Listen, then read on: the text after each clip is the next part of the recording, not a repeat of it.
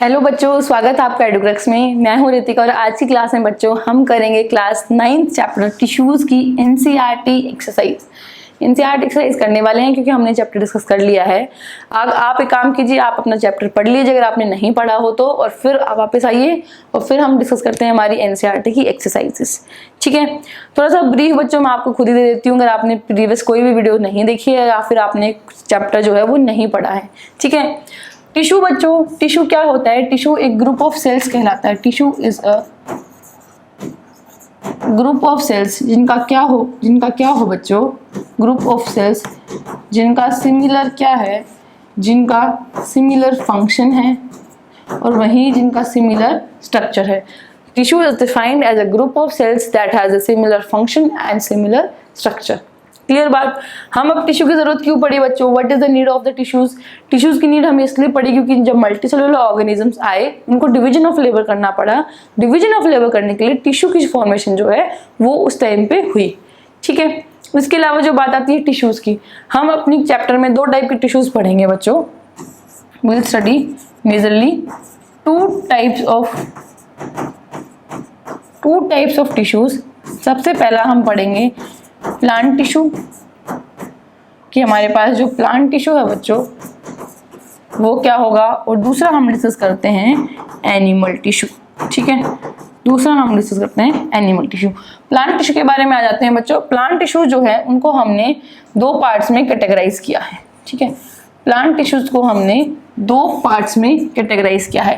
पहला जो पार्ट है बच्चों उसको हम बोलते हैं मेरिस्टेमेटिक टिश्यू, उसको हमने बोला मेरिस्टेमेटिक टिश्यू, और दूसरे पार्ट को बच्चों हमने कहते हैं परमानेंट टिश्यू। क्लियर, हमने कहा परमानेंट टिश्यूज। मेरिस्टेमेटिक टिश्यूज के बच्चों फर्दर फिर 3 टाइप्स हैं। फर्दर फिर क्या है बच्चों इसके? फर्दर इसके 3 टाइप्स हैं। कौन कौन से 3 टाइप्स हैं? पहला टाइप है बच्चों एपिकल। पहला टाइप है इसका बच्चों एपिकल मेरिस्टेम। दूसरा टाइप है बच्चों इंटरकैलरी, और तीसरा टाइप है बच्चों इसका लेटरल मेरिस्टेम। क्लियर।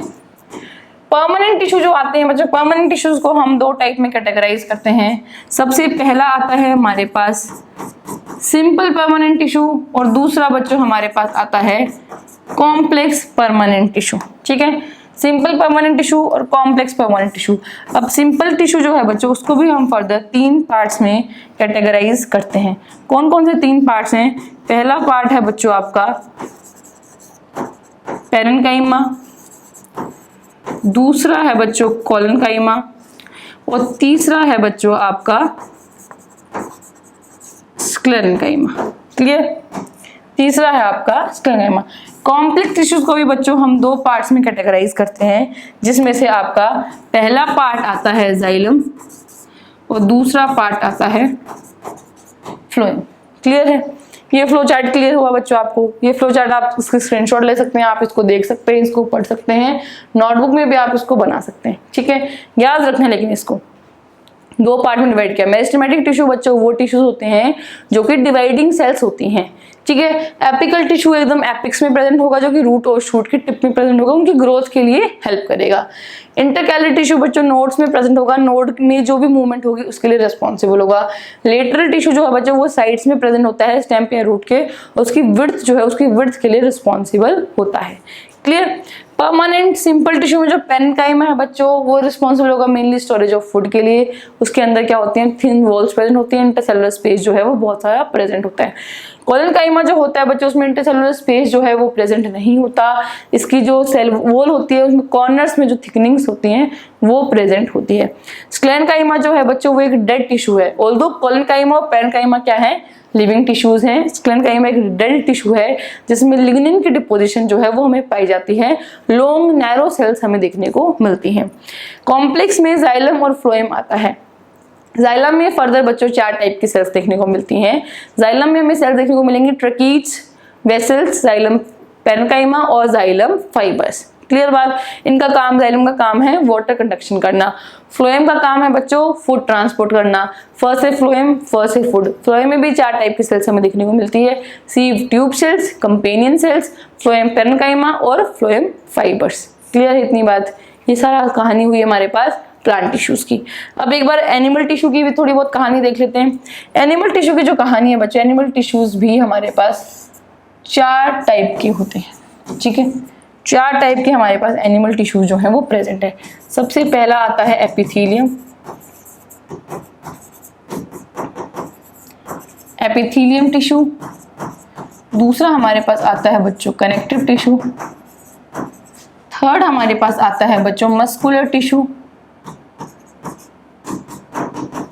और फोर्थ बच्चों हमारे पास आता है नर्वस टिश्यू। ठीक है, क्लियर है इतनी बात। अब एपिथेलियम टिश्यू जो है बच्चों वो 4 टाइप्स का होता है। पहला टाइप है स्क्वैमस, दूसरा टाइप है स्ट्रेटिफाइड स्क्वैमस, ठीक है।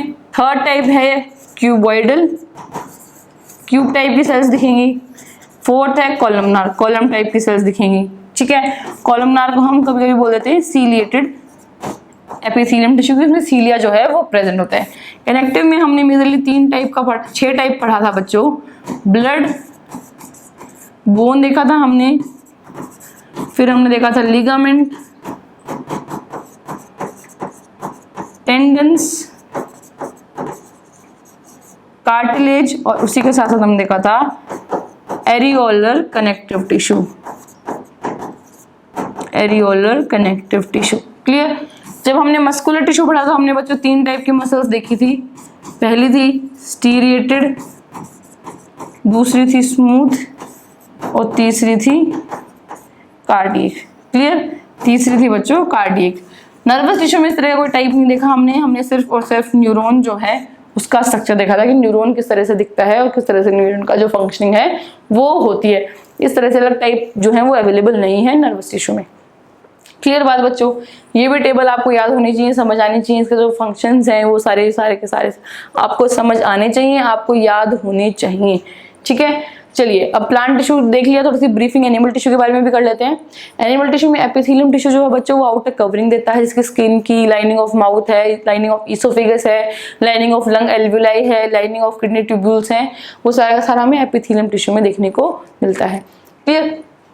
कनेक्टिव टिश्यू जो बच्चों को कनेक्ट करता है, यानी कि जिसकी बोन को बोन से कनेक्ट करना है, बोन को मसल से कनेक्ट करना है, इसकी ब्लड होगा जो पूरी बॉडी में कनेक्ट करता है, वो सारे का सारा आता है कनेक्टिव टिश्यू में। मस्कुलर टिश्यू में बच्चों वो टिश्यू जो कि हमें मूवमेंट में हेल्प करता है, जैसे हो गई हमारी सारी की सारी मसल्स, वो आती है मस्कुलर टिश्यू में। नर्वस टिश्यू में इसके हमारे जो नर्व्स आ गई वो सारा आता है हमारे पास नर्वस टिश्यू में, जो कि हमें सिग्नलिंग में, हमें एक्शंस में, हमें समझने में, कॉग्निटिव थिंकिंग में, उन सब में जो हमें हेल्प करता है वो सारा होता है जो हमारा नर्वस टिश्यू। क्लियर है। अब प्लांट टिश्यू की ब्रीफिंग कर ली, एनिमल टिश्यू की ब्रीफिंग कर ली। अब without wasting any time start करते हैं मैं एनसीईआरटी के क्वेश्चंस। टोटल हमारे पास क्वेश्चंस हैं, बहुत सारे क्वेश्चंस बच्चों। टाइम से स्टार्ट करते हैं, जल्दी जल्दी करेंगे, ठीक है। पहला क्वेश्चन कहता है define the term tissue.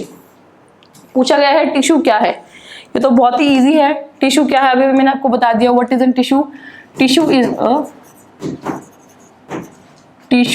Is a group of cells, is a group of cells having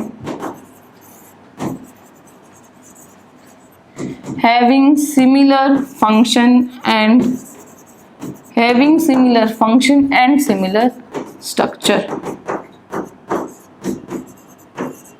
having similar function और similar structure, ठीक है। एग्जाम्पल दे सकते हो आप मस्कुलर टिश्यू, किसी भी टिश्यू का एग्जाम्पल दे सकते हो आप, ठीक है। एग्जाम्पल है मस्कुलर टिश्यू। क्लियर है, सिंपल सा आंसर था, इस तरह से आप आंसर लिख सकते हो।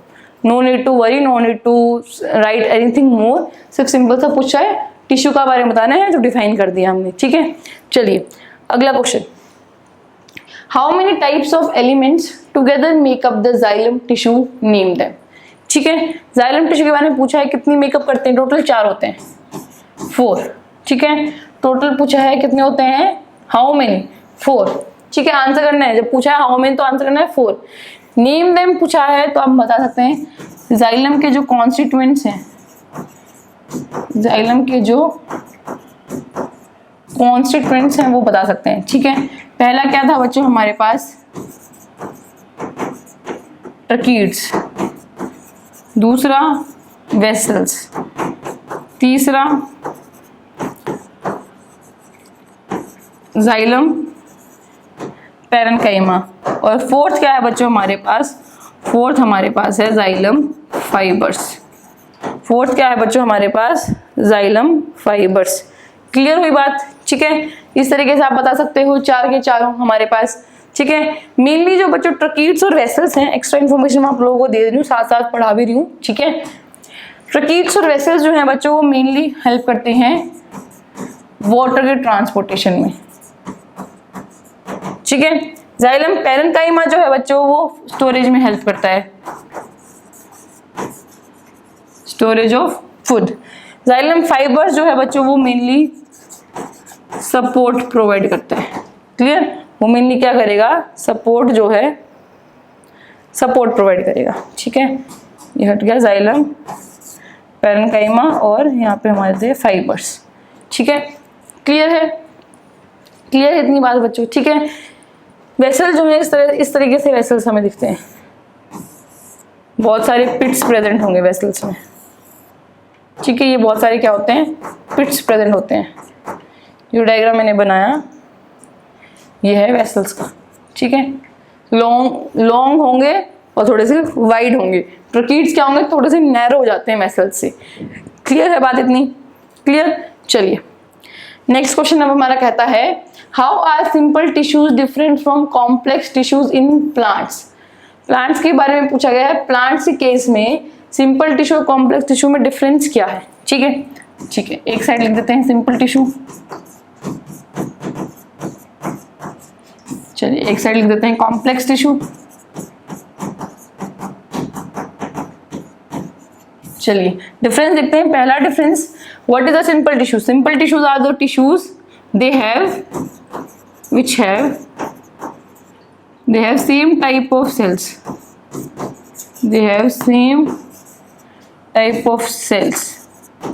और कॉम्प्लेक्स टिश्यू में क्या होता है? डिफरेंट टाइप होता है, they have different type of cells,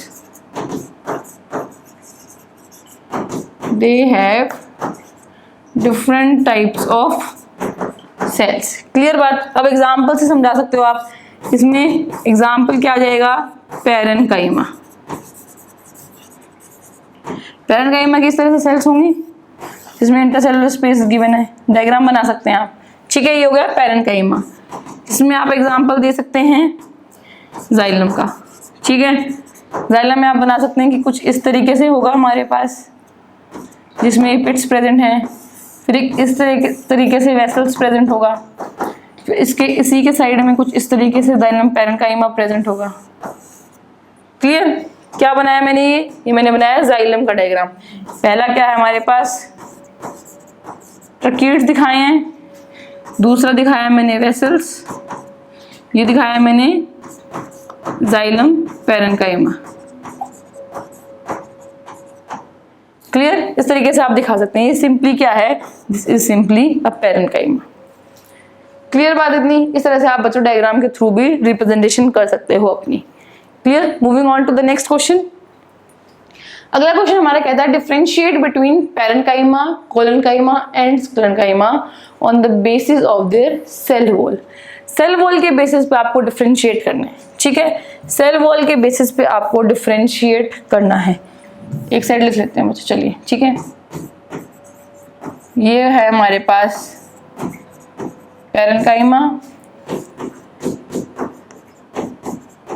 collenchyma और आ गया बच्चों हमारे पास स्क्लेरेन्काइमा।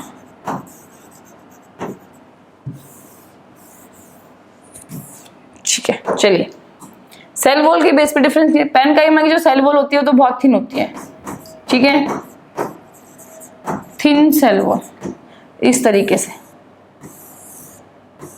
थिन होती है। ठीक है, कोलेन्काइमा में क्या होता है बच्चों? थिकनिंग होती है सेल वॉल में, thickenings present at corners only, present at corners. Corners में जो थिकनिंग्स प्रेजेंट होती हैं वो। ठीक है, इस तरीके की सेल्स होगी, जो थिकनिंग होगी बच्चों वो प्रेजेंट होगी एकदम कॉर्नर्स में, या थिकनिंग्स इस तरह से thickenings.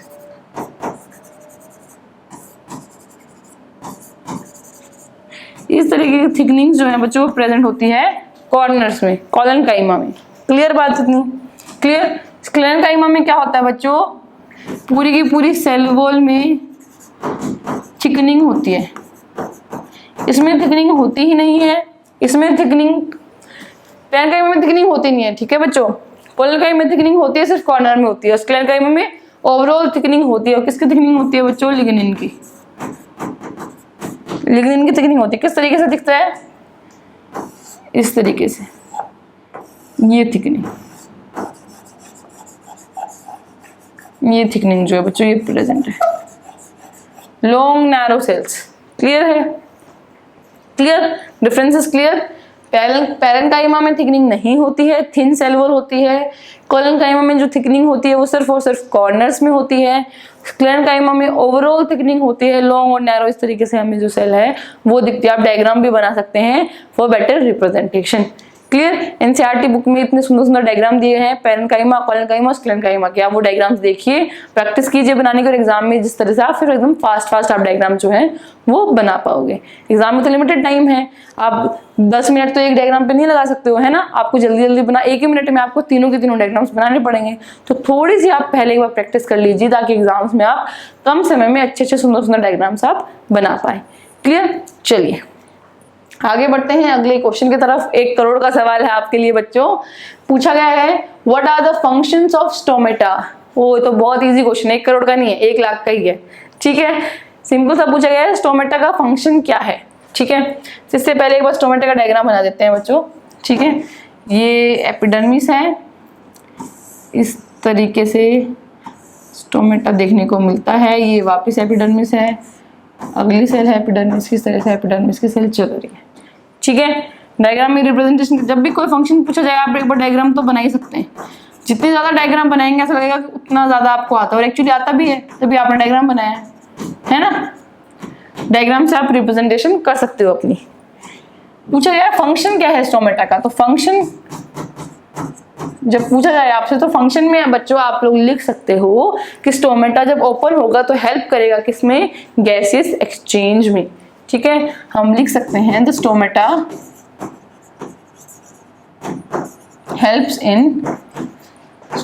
Helps in gaseous exchange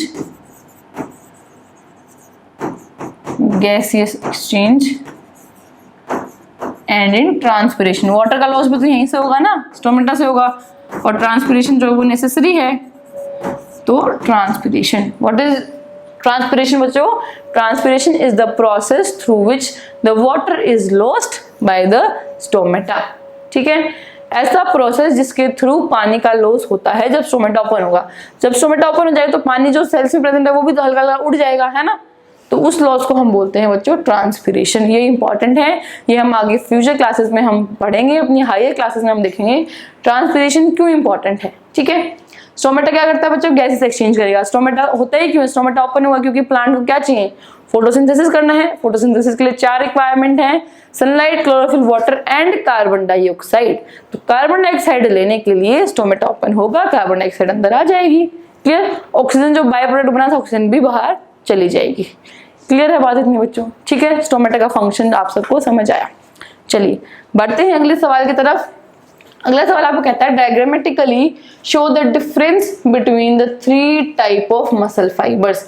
diagram से आपको समझाना है कि 3 अलग अलग टाइप की मसल्स कौन सी होती हैं, ठीक है। चलिए डायग्राम से दिखा देते हैं। सबसे पहले हम स्टीरिएटेड बना लेते हैं, लिख देते हैं 3 टाइप। स्टीरिएटेड लिख दी, दूसरी है स्मूथ, और तीसरी है बच्चों कार्डियक, ठीक है। क्लियर? कार्डियक। अब देखिए स्टीरिएटेड जो है बच्चों वो अनब्रांच्ड है, long cylinder like unbranched cells है, लेकिन वो मल्टी न्यूक्लियड है। तो एक न्यूक्लियस, दूसरा न्यूक्लियस, थर्ड न्यूक्लियस, इस तरीके से, है ना। और उसमें क्या प्रेजेंट है, उसमें हमारे पास स्टीरिएशंस भी प्रेजेंट है। तो इस तरीके से आप जो स्टीरिएशंस हैं दिखा सकते हैं, है ना। ये हो गया हमारे पास इसका डायग्राम स्टीरिएटेड मसल का। लेबल कर सकते हैं बच्चों आप, ये न्यूक्लियस है हमारे पास, और ये जो हमने दिखाई, ये हमने दिखाई है स्टीरिएशंस। और ये हमारे पास हम लिख सकते हैं मल्टी न्यूक्लियड होता है, मल्टी न्यूक्लियड होता है और अनब्रांच्ड होता है। क्लियर, मल्टी न्यूक्लियड और अनब्रांच्ड। वहीं पे जो बच्चों हमारे पास स्मूथ मसल्स होंगी, स्मूथ मसल तो एकदम इस तरह से दिखेंगी, ठीक है। सेंटर में न्यूक्लियस होगा। इसको अगर आप लेबल करना चाहें तो इसको हम लेबल कर सकते हैं न्यूक्लियस, और क्या है ये पॉइंटेड एंड्स हैं, और इसकी जो शेप है वो किस तरीके की है बच्चों, स्पिंडल शेप्ड है।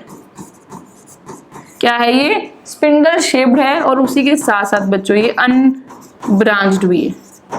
क्लियर, चलिए कार्डियक मसल जो है बच्चों वो ब्रांच्ड है, तो किस तरीके से दिखा सकते हैं, उसकी ब्रांचिंग दिखा सकते हैं कि इस तरीके से क्या है, उसकी ब्रांचिंग हो रखी है। क्लियर, बीच बीच में क्या प्रेजेंट है बच्चों, न्यूक्लियस जो है वो प्रेजेंट है। क्या है, न्यूक्लियस जो है बच्चों वो हमारे पास प्रेजेंट है। यूनि न्यूक्लियड होते हैं, ठीक है।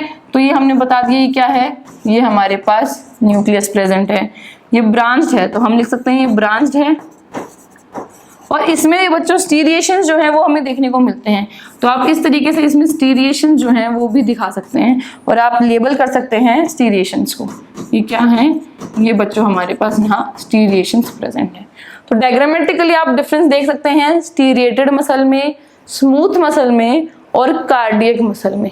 क्लियर, स्मूथ मसल में क्या था बच्चों, मल्टी न्यूक्लियड थी और अनब्रांच्ड थी। तो मल्टी न्यूक्लियस दिखा दिया, एक न्यूक्लियस ये रहा, एक ये रहा, एक ये रहा, 3 न्यूक्लियस है ना, स्टीरिएशंस दिखा दी। अनब्रांच्ड है, समझ आ गया। स्मूथ मसल दिखा दी, स्पिंडल शेप है, सेंटर में न्यूक्लियस है वो दिखा दिया। और कार्डियक मसल में हमने दिखा दिया सिंगल न्यूक्लियस है तो एक न्यूक्लियस दिखा, स्टीरिएशंस है तो स्टीरिएशंस दिखा दी, और ब्रांच है तो हमने ब्रांचिंग भी दिखा दी। क्लियर, आप हल्का सा डायग्राम ऐसे तीनों का डिफरेंशिएशन करके हल्का सा 2 पॉइंटर जैसे मैंने लिखे हैं, इस तरीके से आप हल्के हल्के पॉइंटर्स भी नीचे लिख सकते हैं, जैसे कि बेटर समझ आए कि अच्छा बच्चों को आता है और बच्चे ने लिखा है थोड़ा बहुत, है ना। क्लियर, इस तरीके से आप डायग्राम्स यूज कर सकते हैं। आपके पास ब्लैक और ब्लू पेन और पेंसिल है, 3 चीजें, तीनों चीजों का आप इस्तेमाल कर सकते हैं जिसकी वजह से कंफ्यूजन ना हो, है ना। आप इजीली जो चीज समझाना चाहें वो समझ आ जाए, तो ब्लैक, ब्लू और पेंसिल तीनों चीजों का आप इस्तेमाल कीजिए जब आप डायग्राम्स बना रहे हैं। क्लियर, चलिए अगला क्वेश्चन बच्चों हमारा कहता है what are the functions of stomata. तो बच्चों हम कर चुके हैं फंक्शंस ऑफ स्टोमेटा, ये डिफरेंसेस भी हम कर चुके हैं। चलिए 7th क्वेश्चन पे आ गए। 7th क्वेश्चन हमारा कह रहा है what are the specific function of cardiac muscle. Cardiac muscle का स्पेसिफिक फंक्शन पूछा गया है बच्चों। फंक्शन कहाँ से आएगा, लोकेशन से ही आ जाएगा, है ना। फंक्शन आ जाएगा बच्चों इसकी लोकेशन से ही। लोकेशन कहाँ है, ये कहाँ प्रेजेंट है, ये हमारा प्रेजेंट है हार्ट में, ठीक है। हार्ट में प्रेजेंट है तो क्या करेगा ये, हार्ट का जो क्या रोल होता है, pumping of blood, pumping of blood. तो वहां से इसका रोल है, कार्डियक मसल का मेजर रोल है हार्ट में, ये हार्ट का फंक्शन है पंपिंग ऑफ ब्लड। तो कार्डियक मसल भी बच्चों हमारा जो ब्लड है उसको पंप करती है। क्लियर, कार्डियक मसल का थोड़ा सा ब्रीफ हम पिछले क्वेश्चन में कर चुके हैं। क्या है बच्चों कार्डियक मसल, एक टाइप की मस्कुलर टिश्यू है, ब्रांच्ड है, ब्रांच है, सिलेंड्रिकल टाइप है, यूनिन्यूक्लियड है, यूनिन्यूक्लियड है, और स्टीरिएशंस भी प्रेजेंट हैं, ठीक है, स्टीरिएशंस प्रेजेंट। क्लियर बात, समझ आ गया। चलिए 8th क्वेश्चन की तरफ मूव करते हैं। 8th क्वेश्चन हमारा कहता है differentiate between striated, unstriated and cardiac muscle on the basis of the structure, site and location in the body. ठीक है, डिफरेंसेस पूछा गया है बच्चों आपसे, ठीक है। चलिए डिफरेंसेस बता दें। स्टीरिएटेड, अनस्टीरिएटेड को बच्चों हम स्मूथ भी कहते हैं, तो हम यहां लिख देते हैं स्मूथ, ठीक है। थर्ड पूछा गया है कार्डियक, ठीक है। चलिए अब पूछा है किसके बेसिस पे पूछा गया है, on the basis of the structure. Structure के बेसिस में बताना है तो सबसे पहले आपको स्ट्रक्चर बना लेना है। ये हमने हल छोटा सा स्ट्रक्चर ही हमने बना दिया है, ठीक है। मल्टी न्यूक्लियड होता है ये, स्टीरिएशंस इसमें प्रेजेंट होती हैं, स्टीरिएशंस बना दी। स्मूथ मसल स्पिंडल शेप की होती है, सिंगल न्यूक्लियस प्रेजेंट होता है। कार्डियक मसल जो होती है बच्चों वो ब्रांच्ड होती है, तो इस तरीके से आप उसको दिखा सकते हैं कि ये ब्रांच्ड है, और क्या होती है, यूनिन्यूक्लियड होती है, एक सिंगल न्यूक्लियस होगा और इसमें स्टीरिएशंस भी प्रेजेंट होती हैं। तो इस तरह से आप स्टीरिएशन जो है आप वो भी दिखा सकते हैं। स्ट्रक्चर में डिफरेंस क्लियर। फिर पूछा साइट और लोकेशन। साइट और लोकेशन का भी पूछा गया आपसे बच्चों। तो स्टीरिएटेड जो है बच्चों वो कहाँ प्रेजेंट होगी हमारी, स्टीरिएटेड हमारी प्रेजेंट होती है जैसे कि हमारे लेग्स में, हमारे आर्म्स में जो प्रेजेंट होती है, ठीक है। स्मूथ मसल जो है बच्चों, स्मूथ मसल आपकी प्रेजेंट होगी, इनवॉलंटरी एक्शन है। स्मूथ मसल जैसे कि हमारे जो लंग्स में प्रेजेंट है, आई में जो प्रेजेंट है, वो सारी होंगी हमारी स्मूथ मसल। कार्डियक मसल की जो लोकेशन है वो लोकेशन है हमारी हार्ट में वो प्रेजेंट होगी। क्लियर। स्ट्रक्चर की बेसिस पे और डिफरेंसेस अगर आपको पूछा जाए तो आप बता सकते हैं, तो आप बच्चों बता सकते हैं कि ये क्या है। स्टीरिएटेड वाली क्या थी हमारे पास, अनब्रांच्ड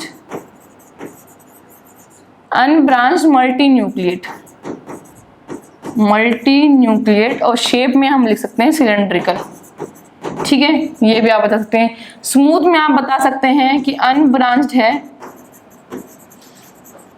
अनब्रांच्ड है लेकिन यूनी न्यूक्लिएट है और स्पिंडल शेप्ड है। क्या है, स्पिंडल शेप्ड है बच्चों, यूनी न्यूक्लिएट है और स्पिंडल शेप्ड है। इसकी शेप क्या है बच्चों, इसकी शेप स्पिंडल शेप है। क्लियर। कार्डियक मसल में आप लिख सकते हैं कि ये ब्रांच्ड है, स्टीरिएशन जो है वो प्रेजेंट है और क्या है, यूनी न्यूक्लिएट है, और ये यूनी न्यूक्लिएट है। क्लियर। इस तरह से बच्चों आप बता सकते हैं। क्लियर, ठीक है। डिफरेंसेस, स्ट्रक्चर में डिफरेंसेस क्लियर, और नीचे आपको लोकेशन जो है वो भी दे दी गई है। इस तरीके से आपको अपना आंसर करना है। चलिए अगले क्वेश्चन की तरफ बढ़ते हैं। अगला क्वेश्चन हमारा कहता है draw a well labelled diagram of a neuron. Neuron का वेल लेबल्ड डायग्राम बनाना है। चलिए ठीक है, न्यूरॉन का वेल लेबल्ड डायग्राम बनाते हैं। सेंटर में हमने दिखाया न्यूक्लियस, ये हम बना रहे हैं बच्चों इसकी सेल बॉडी, और ये प्रेजेंट है, ये हमारे पास क्या प्रेजेंट है, इसके डेंड्राइट्स। ये गया और एंड में क्या हो गया, ये इसके आ गई नर्व एंडिंग्स। क्लियर बच्चों। इसके साथ साथ ये एक्सोन बना देते हैं हम। इस तरह से बच्चों जो एक्सोन है वो प्रेजेंट होता है। चलिए लेबल कर देते हैं अब इस डायग्राम को। सेंटर में हमारे पास क्या है, सबसे पहला पार्ट ये आता है सेल बॉडी। एक न्यूरॉन को बच्चों हम 3 पार्ट्स में डिवाइड करते हैं। हम डिवाइड करते हैं 3 पार्ट्स में। पहला पार्ट है सेल बॉडी, दूसरा पार्ट है ये एक्सोन, और थर्ड पार्ट है ये नर्व एंडिंग। इसको कहते हैं हम नर्व एंडिंग। ठीक है, ये क्या आ गया बच्चों, ये है हमारा न्यूक्लियस, और सेल बॉडी के जो एंडिंग्स होते हैं बच्चों इनको हम बोलते हैं डेंड्राइट्स। इनको हम कहते हैं डेंड्राइट्स। तो ये बन गया आपका वेल लेबल्ड न्यूरॉन का डायग्राम। ठीक है, वेल लेबल्ड न्यूरॉन का डायग्राम इस तरीके से आपका बन गया है। सेल बॉडी, एक्सोन और नर्व एंडिंग, तीनों पार्ट्स आपने लेबल कर दिए। तीनों पार्ट्स आपको दिखाने हैं, और उसके साथ आपके डेंड्राइट्स भी आपको लेबल करने हैं, क्योंकि आपकी एनसीईआरटी स्पेसिफिकली मेंशन करती है डेंड्राइट्स के बारे में, तो आपको भी स्पेसिफिकली इसको लेबल करना पड़ेगा।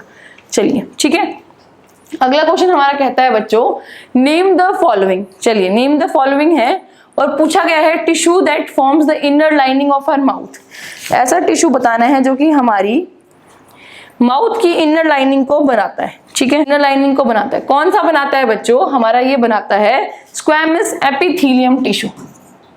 क्या है इसका आंसर, हमारे पास है स्क्वैमस एपिथेलियम टिश्यू।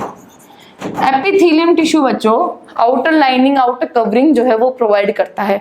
हमारे जो मेजर ऑर्गन्स हैं उन सबके जो आउटर लाइनिंग है, वो आउटर लाइनिंग जनरली हमारे पास एपिथेलियम की ही होगी, और एपिथेलियम में भी स्पेसिफिक इसकी है स्क्वैमस एपिथेलियम की।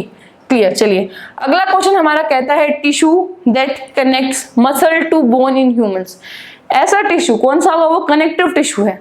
आप अगर इसमें कनेक्टिव टिश्यू क्या होगा तो आपको हाफ मार्क्स मिलेगा बच्चों। ठीक है, क्योंकि जो टिश्यू जो कनेक्ट करेगा वो है तो कनेक्टिव टिश्यू, लेकिन कनेक्टिव टिश्यू में का भी कौन सा टाइप है जो एक मसल को एक बोन से कनेक्ट करता है।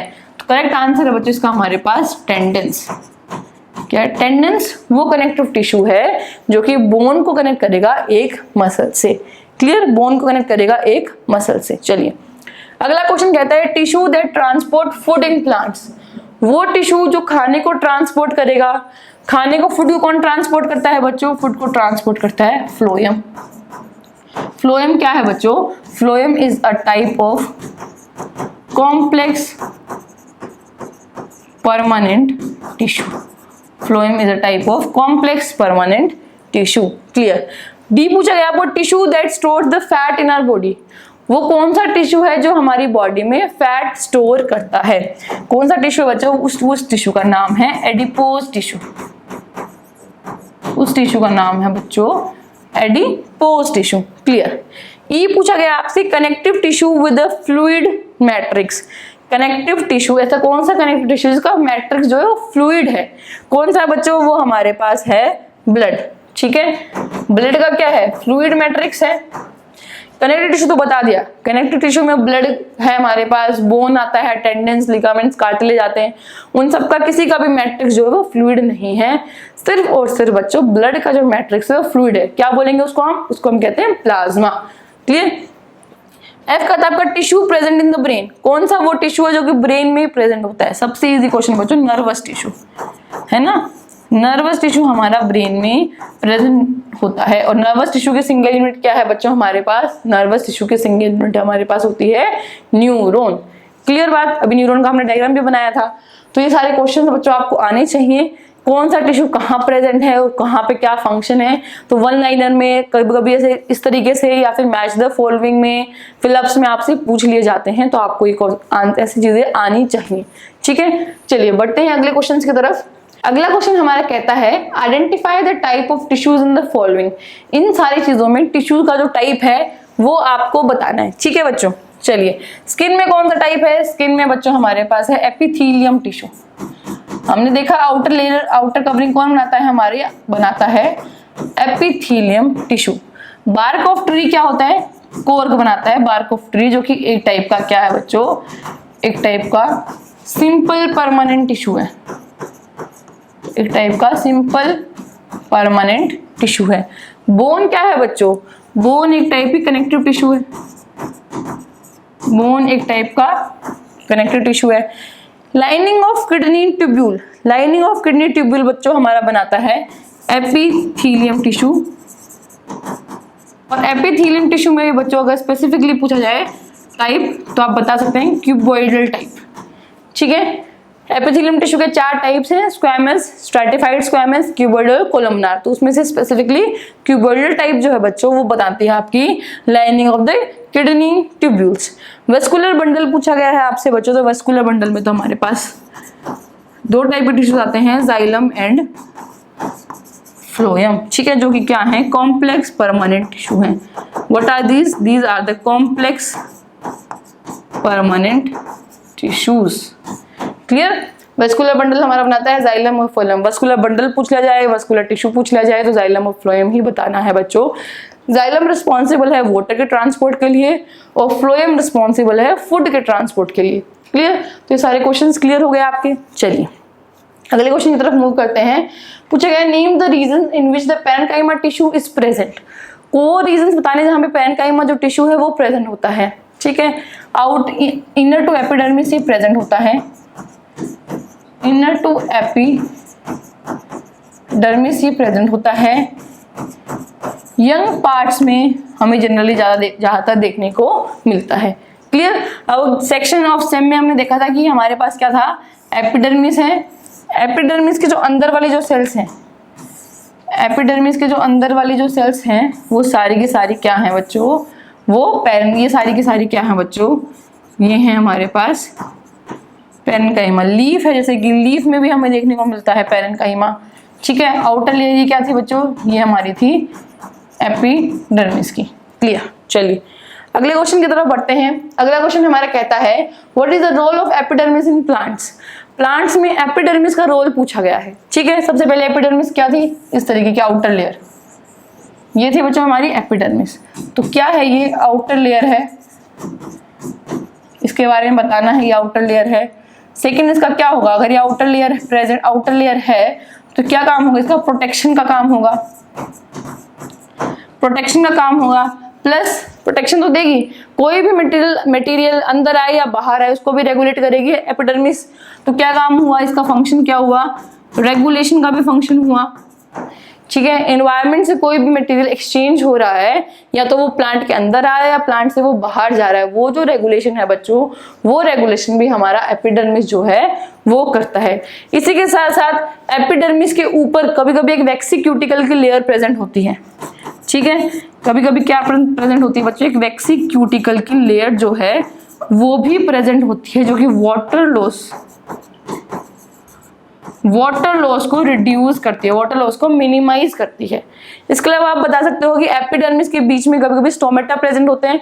एपिडर्मिस कंटिन्यूअस नहीं होती, it is interrupted by stomatas. और स्टोमेटा का क्या फंक्शन है, गैसेस एक्सचेंज करना, ट्रांसपिरेशन करना, तो वो भी इनडायरेक्टली रोल आ जाएगा एपिडर्मिस का ही। क्लियर। तो ये सारे कुछ पॉइंट्स हैं जो आप लिख सकते हैं कि एपिडर्मिस का जो फंक्शन है वो क्या है, प्रोटेक्शन का है, रेगुलेशन का है, मटेरियल एक्सचेंज का, और वैक्सी क्यूटिकल अगर प्रेजेंट हो जाती है तो वो वाटर लॉस को मिनिमाइज करती है। क्लियर।